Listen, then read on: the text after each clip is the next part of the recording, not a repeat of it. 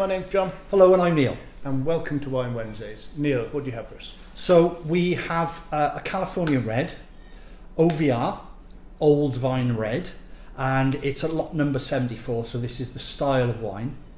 It's unusual, but it's not unusual in California. So this is a multi-vintage. Yes. So parcels of wine, some reserve wines used. There's different grape varieties have been used. So there's Zinfandel, Petit Syrah, Syrah. But I know in the past they've used Carignan, Barbera, a bit of Grenache. So there's so they obviously look at the alcohol levels and the fruit level and how they deliver that style of wine. You're calling it a field blend, aren't Yeah, field blend, exactly. And it has that sort of natural element of you're not going to get the same style from vintage to vintage. So they're looking at what works perfectly for them.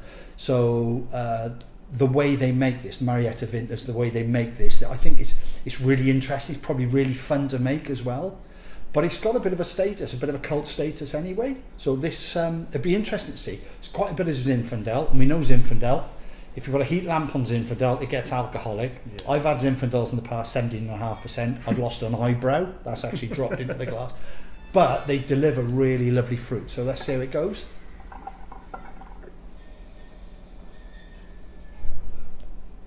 So, stewed plum? Stewed plums, loads of sort of red and black fruits. This has had 60% in neutral oak, so untoasted oak, and then about 40% in stainless, so you increase that freshness. It's sort of ripping up the rule book, really. It's quite complex wine. It's really complex.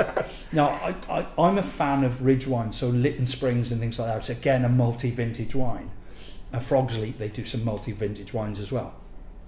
But they're really unusual, and there is an elegance to it. When you think the Zinni is quite a punchy style, you get an old vine Zinfandel, it's massive and really, really plummy.